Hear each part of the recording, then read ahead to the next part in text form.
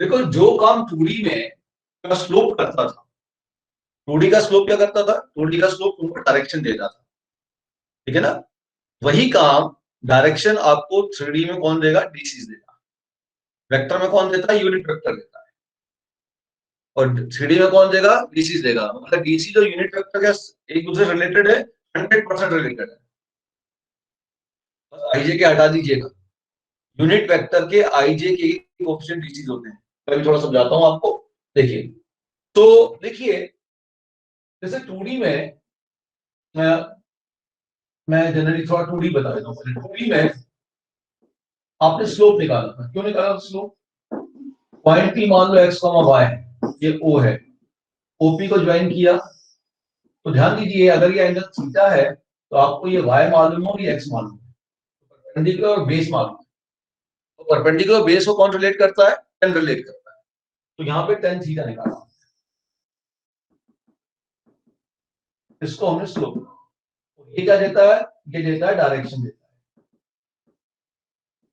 Direction किसकी देता है, लाइन की डायरेक्शन, डायरेक्शन ऑफ लाइन देता है, ठीक है, क्लियर। तो 2D में अगर लाइन की डायरेक्शन चाहिए थी तो हमको कौन दे रहा था, स्लोप दे रहा था। अच्छा, स्लोप 10 में ही क्यों निकाला, स्लोप 10 में इसलिए निकाला क्योंकि इनिशियली हमको परपेंडिकुलर मालूम और बेस मालूम, इसलिए हमने 10 में निकाला, और कोई दूसरा रीजन तो है नहीं। अच्छा, अब यहाँ पे जब हम 3D की बात करेंगे या वेक्टर की बात करेंगे, तो वेक्टर में तो हम जानते हैं डायरेक्शन कौन देता है, वेक्टर का यूनिट वेक्टर देता है, ठीक है। ये हमने ऑलरेडी पढ़ा हुआ कि unit vector will give you the direction of the vector. लेकिन ये ध्यान रखना, यूनिट वेक्टर हमेशा वेक्टर के डायरेक्शन में ही लगे, जरूरी नहीं है। उसके डायरेक्शन में नॉर्मली हम लगाते हैं, अपोजिट भी लग सकता है। इस बार देखिए एग्जाम में हमने आपसे पूछ लिया अपोजिट यूनिट वेक्टर निकाल। तो देखिए 3D में क्या होगा, 3D में क्या होता है ध्यान से समझिए। ये मान लो एक्स एक्सिस है, ये वाई एक्सिस है, ये जेड एक्सिस है। इधर एक्स, इधर वाई और इधर जेड होगा, तो इसे हम कहते हैं right hand system. Right hand system क्यों कहते हैं, क्योंकि राइट हैंड स्क्रू को अगर हम ओ पे रख के एक्स से वाई की तरफ रोटेट करेंगे, ओ पे रखेंगे और उसको एक्स से वाई की तरफ रोटेट करेंगे, तो ये किधर एडवांस होगा, बाहर की तरफ निकलेगा। जब ये बाहर की तरफ निकलेगा तो उसको हम ऊपर देखेंगे। ये राइट हैंड सिस्टम, क्लियर है, क्लियर। और हम नॉर्मली राइट हैंड सिस्टम को ज्यादा प्रेफर करेंगे। लेफ्ट हैंड सिस्टम में क्या होगा, इधर वाई हो जाएगा, इधर एक्स हो जाएगा, ठीक है। वो राइट हैंड जो अपन ने स्क्रू वाला जो रूल पढ़ा था, ए क्रॉस बी में, वही रूल यहाँ पे लगता है। ओके, अब मान लीजिए ये ओपी अपने पास,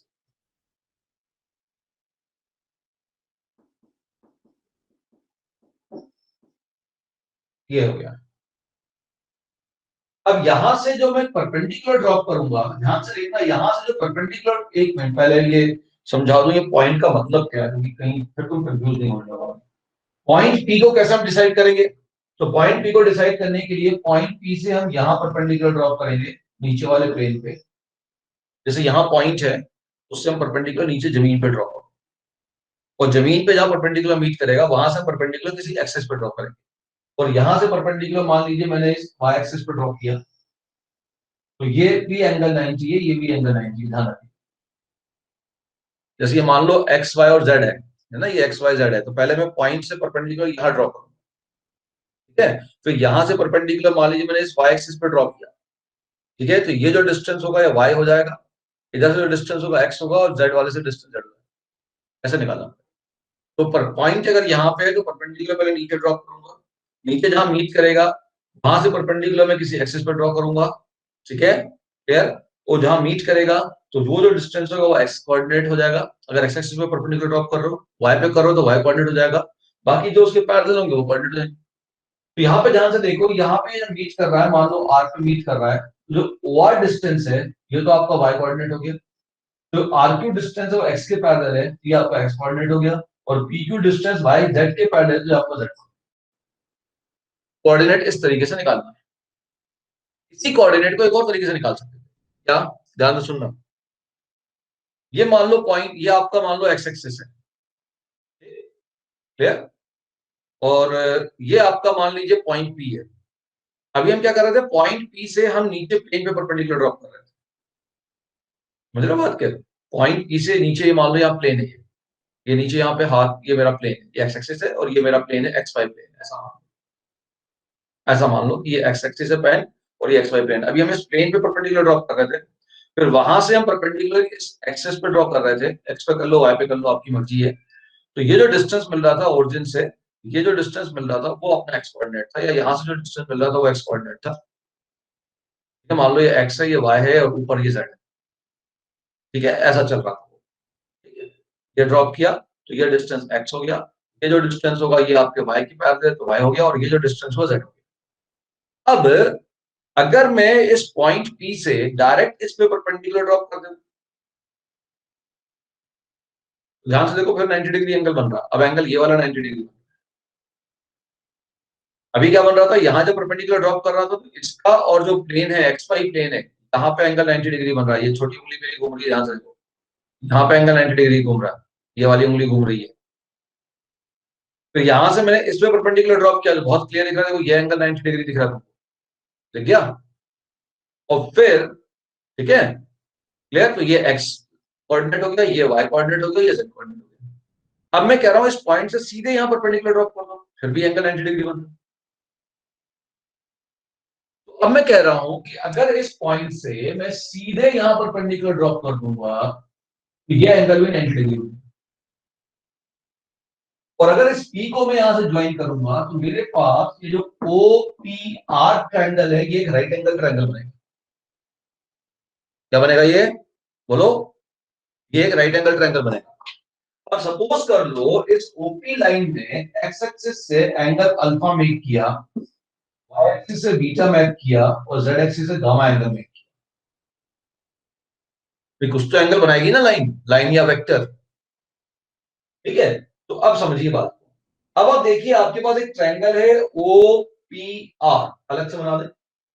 ये ट्रायंगल है अपने पास, एक्चुअल में जो अपन आर ऐसा दिखा रहे हैं वो एक्चुअल में परपेंडिकुलर है, तो एक्चुअल में है ये आर, ये ओ पी आर और ये 90 डिग्री।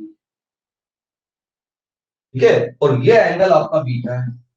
और आपको क्या मालूम है, एक्स वाई जेड, आपको क्या क्या मालूम है, आपको ओ आर मालूम है कि ओ आर वाई है, और आपको क्या मालूम है, आपको ओपी मालूम है।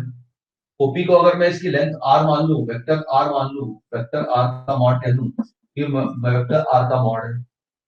तो आपको एक्चुअल में यहाँ मालूम क्या है, इस ट्रायंगल के अंदर दो चीजें मालूम है, एक मालूम है ओपी की लेंथ मालूम है, और एक आपको ये मालूम है। पी क्या है, ये एंगल के सामने परपेंडिकुलर नहीं मालूम, निकाल सकते हो लेकिन मालूम नहीं है इनिशियली। तो इनिशियली मालूम है उसके टर्म में चीजें लिख ली, ये एंगल नहीं मालूम, ये परपेंडिकुलर नहीं मालूम, ये बेस मुझको मालूम है, ये हाइपोटेन्यूज मुझको मालूम है। अब क्योंकि बेस और हाइपोटेन्यूज मालूम है तो बेस और हाइपोटेन्यूज के बीच में किसका रिलेशन है, कॉस का। इसलिए यहाँ पे हम कॉस में रिजल्ट निकालेंगे, कॉस बीटा हो जाएगा वाई अपॉन मॉड।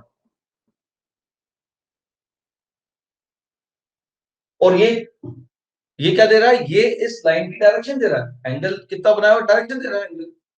लेकिन डायरेक्शन किसमें दे रहा है, कॉस में, इसीलिए से कहते हैं डायरेक्शन कोसाइन। डायरेक्शन मिलेगा कॉस में।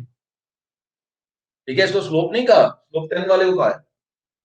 लेकिन कॉस क्यों लगाया समझ में आ गया, क्योंकि इनिशियली जो कंडीशन दी गई हैं, जो पॉइंट्स अपने रिजल्ट्स हमको मालूम है, उस रिजल्ट के हिसाब से हमको बेस मिल रहा है और हाइपोटेन्यूज।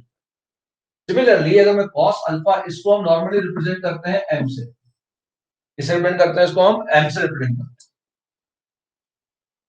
हैं, किसे रिप्रेजेंट करते हैं, एम। और उसी प्रकार से अगर मान लो ये एंगल अल्फा यहां से परपेंडिकुलर यहां पे डालो, फिर एक राइट एंगल ट्रायंगल बनेगा। जो कॉस अल्फा बनेगा वो बन जाएगा हमारे पास X upon mod of R, और उसको हम रिप्रेजेंट करते हैं माइड किससे, एल। और कॉस गामा जो बनेगा वो बनेगा Z upon mod of R, और उसको हम रिप्रेजेंट करते हैं एन से। अब देखिए, तो ये जो हमने कोसाइन में इनको हमने डीसीज का, क्यों, क्योंकि ये डायरेक्शन देगा in terms of cos cos, इसलिए क्या कहा इनको, डायरेक्शन कोसाइन का, इन्हें हम कहते हैं डायरेक्शन कोसाइन। समझ में आ गया वर्ड क्यों यूज किया, बिकॉज दिस विल, एंगल के टर्म में हमें वैल्यू मिल रही है, तो ये हमको डायरेक्शन दे रहा है, क्योंकि एंगल के बारे में बता रहा है ये, तो किसके टर्म में बता रहा है, कॉस के टर्म में, तो हमने नाम दिया डायरेक्शन कोसाइन। शॉर्ट में इसको कहते हैं डीसीज, डीसीज। अब आप ध्यान दीजिएगा, मान लीजिए कि ओपी वेक्टर को आर के टर्म में लिख देता हूं, वेक्टर आर कितना हो जाएगा, पी के कोऑर्डिनेट मालूम है एक्स वाई जेड, तो ओपी वेक्टर कितना हो जाएगा, बताओ, ये हो जाएगा एक्स आई प्लस वाई जे प्लस जेड। अब मैं कह रहा हूं इसका मॉड ऑफ आर और निकाल लो। मॉड ऑफ आर लेंथ कितनी हो जाएगी, X square plus Y square plus Z square. इसको शॉर्ट में लिख देंगे under root of sigma X square, लिखेंगे इसको शॉर्ट में under root of sigma X square. अच्छा, अब इससे इसको डिवाइड कर देता हूं। डिवाइड करने पे क्या मिलेगा, बोले क्यों डिवाइड कर रहा हूं, डिवाइड कर लेता हूं तो समझ में आया क्यों डिवाइड कर रहा हूं। Vector R upon mod of R से डिवाइड कर देता हूं, तो गया x upon mod of r into I, y upon mod of r into J, z upon mod of r into K. ये तो आप सभी को मालूम है कि अगर p के कोऑर्डिनेट x y z है तो उससे जो वेक्टर क्रिएट होगा, पोजीशन वेक्टर जो क्रिएट होगा वो होगा xi plus yj plus z के। ये तो अपन वेक्टर में ऑलरेडी ले चुके हैं। अब मैंने उसको मॉड r से डिवाइड कर दिया। मॉड भी मालूम है कैसे निकालते हैं, ij के कोफिशिएंट के स्क्वायर के सम का रूट, वो भी आपको मालूम है। अब डिवाइड, अब जो लेफ्ट हैंड साइड की बात करें, ये क्या है, vector r upon mod of r क्या है, ये तो यूनिट वेक्टर r है। अब L upon mod of r क्या है, L upon mod of r क्या है, ये तो x upon mod of r क्या है, तो L है, Li। Y अपॉन mj, ये mk। ये दिख गया जो यूनिट वेक्टर के ij के कोफिशिएंट है वो क्या है, dc। यूनिट वेक्टर के ij के कोफिशिएंट्स क्या है, dc है। ठीक है, एक तो डीसी क्या समझ में आ गया, एक बात ये भी समझ में आ गई। अच्छा, अब इसका मॉड ले लेता हूं। What is mod of unit vector R, वो तो 1 होता है। और mod of unit vector R क्या होगा, under root of I J K coefficient का स्क्वायर, तो L square plus M square plus N square is equal to 1, whole square कर दो, तो L square plus M square plus N square. या फिर आप कह सकते हो cos square alpha plus cos square beta plus cos square gamma equal to 1। अगर साइन में चेंज करोगे तो बन जाएगा sin square alpha plus sin square beta plus sin square gamma, ये 2 हो जाएगा। और cos 2 अल्फा में चेंज करोगे तो cos 2 alpha cos 2 beta cos 2 gamma, ये -1 हो जाएगा। नोट डाउन कर लो। What is alpha beta gamma? Alpha beta gamma is angle made by a vector or a line with the what x, y and z axis। बेटा एक आप एक काम करिएगा, जैसे अब ऐसा देखो ना, ये आपका एक्स एक्सिस है और ये आपके पास ये एक्स एक्सिस है और ये पॉइंट है। पॉइंट से जैसे ही आप लाइन लाओगे तो ये एंगल कितना बनेगा, ये 90 बनेगा ना। ये देखो ये ध्यान से,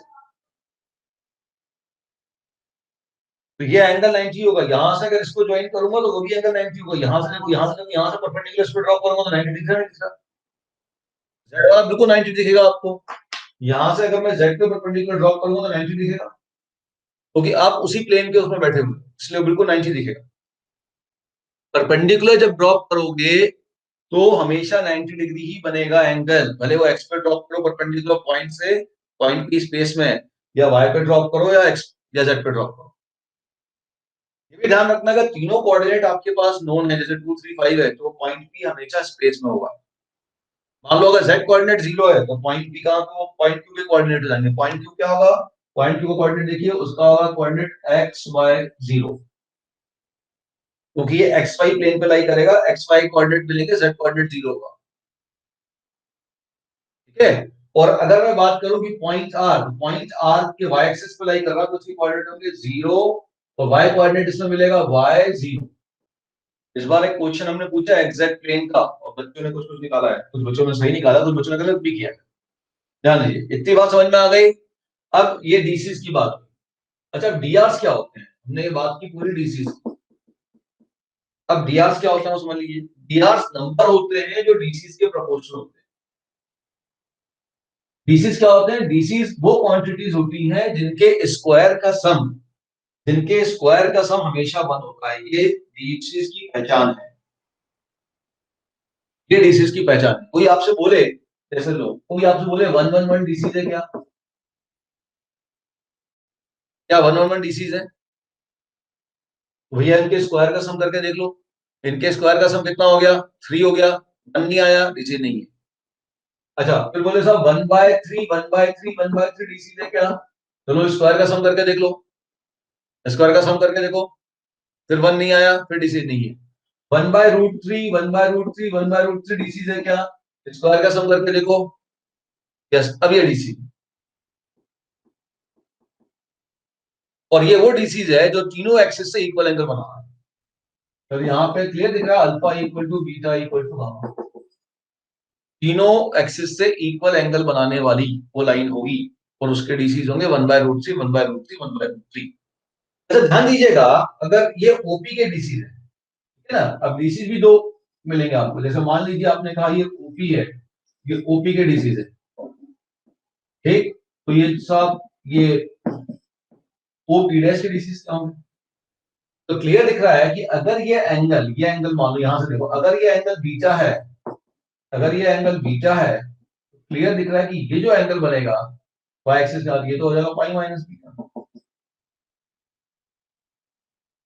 तो इसके जो डीसीज हो जाएंगे, अगर इसके डीसीज एल एम एन है तो इसके DCs minus L minus M minus.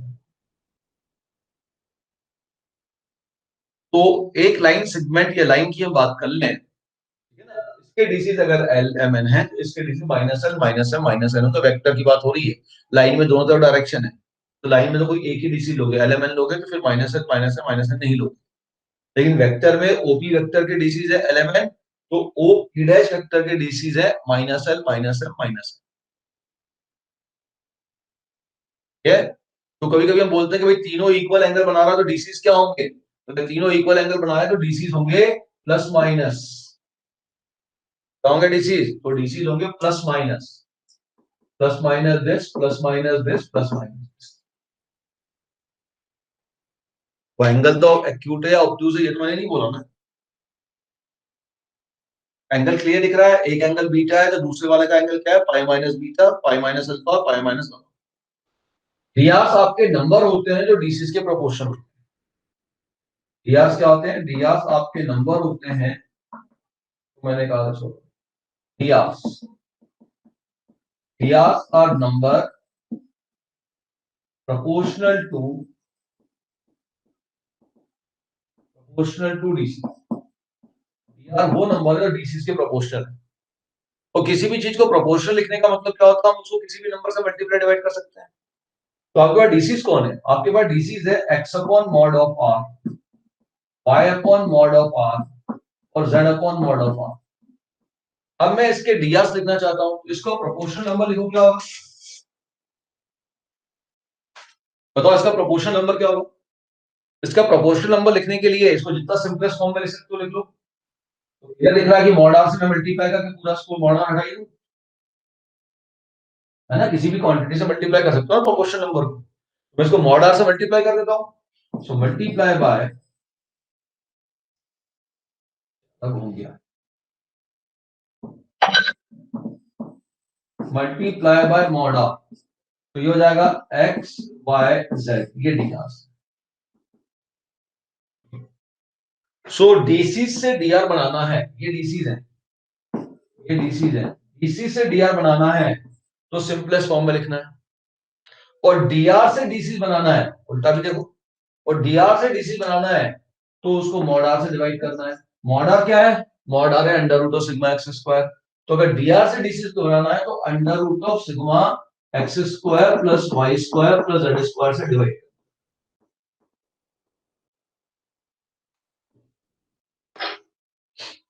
ठीक, एक्स वाई जेड आपके डीआर से हैं, किसके डीआर से एक्स वाई जेड, ओपी के डीआर से।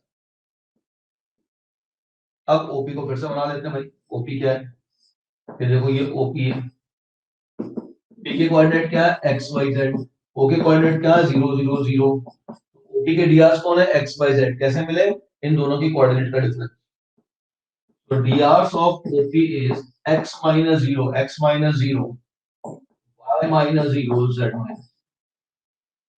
तो अगर दो पॉइंट के कोऑर्डिनेट मालूम है तो उनके डीआर जो होता है दोनों का डिफरेंस होता है। तो अगर दो पॉइंट ए और बी हैं और ए के कोऑर्डिनेट x1 y1 z1 है और बी के कोऑर्डिनेट x2 y2 z2 है, तो डीआर ऑफ ए बी जो होगा वो आपके पास हो जाएगा x2 minus x1 y2 minus y1 और z2 माइनस। ये सिंपल कहानी है। Now I think it is very much clear to everybody what is meaning of DRs, what is meaning of DCs. ठीक है, लास्ट में एक दो स्टेटमेंट और आप नोट कर लेंगे। फॉर ए वेक्टर, मैं यहां लिख दे रहा हूं, नोट कर लिया जाएगा।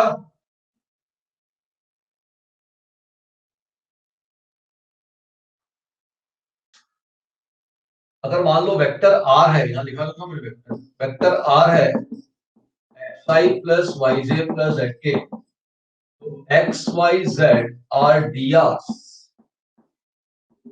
ऑफ वेक्टर, ठीक है, इस वेक्टर आर के drs होंगे। और यूनिट वेक्टर में एक्स वाई जेड के जो कोफिशिएंट होंगे कौन है, एलिमेंट, वो क्या होंगे, डीसीज। यूनिट वेक्टर में, ठीक है ना, ये कोफिशिएंट है of I J K are X Y Z which are DRs. और यूनिट वेक्टर में जो आई जे के कोफिशिएंट्स होंगे वो होंगे एल एम एन, वो डीसीज होंगे। और कोई पॉइंट के कोऑर्डिनेट मालूम है तो उससे पोजीशन वेक्टर बना सकते हैं। This is the basic relation between vector and 3D। बहुत सिंपल है। आपको नॉर्मली क्या होता है, दो कोऑर्डिनेट दे दिए जाते हैं, डीआर्स निकालना है तो डिफरेंस निकाल दो, डीआर्स आ गया। उसे डीसी बनाना है तो उसके स्क्वायर के सम के रूट के अंडर रूट से डिवाइड कर दो, डीसी बन गया। डीसी दिया, डीआर बनाना है, सिंपल फॉर्म में लिख दो, डीसी डीआर बन गया। डीसी के स्क्वायर का सम क्या होता है, हमेशा 1 होता है, ये पहचान है डीसी की। अगर स्क्वायर का सम 1 नहीं होगा तो डीआर से डीसी नहीं। सिंपल से इतनी बात ध्यान रखनी। और एक चीज मैंने बताई थी कि लाइन ने अगर तीनों एक्सिस से इक्वल एंगल बनाया है तो उसके डीसी होंगे plus minus 1/√3 plus minus 1/√3 plus minus 1/√3। ये है स्टैंडर्ड जेड, याद कर लो। और कितनी लाइन होती है जो तीनों से इक्वल एंगल बनाती है, ऐसी 4 लाइन होती है, ये भी नोट कर लो। ऐसी 4 लाइन होती है, इस प्रकार की 4 लाइन होती है। क्योंकि ऑक्टेन 8 होते हैं, आपने पढ़ा है 11th क्लास में, ऑक्टेन 8 होते हैं, हर लाइन 2 ऑक्टेन से पास करेगी, तो टोटल 4 लाइन मिल जाएंगी। अब एक और कॉन्सेप्ट लिख लें, सिंपल है, एंगल बिटवीन टू लाइंस।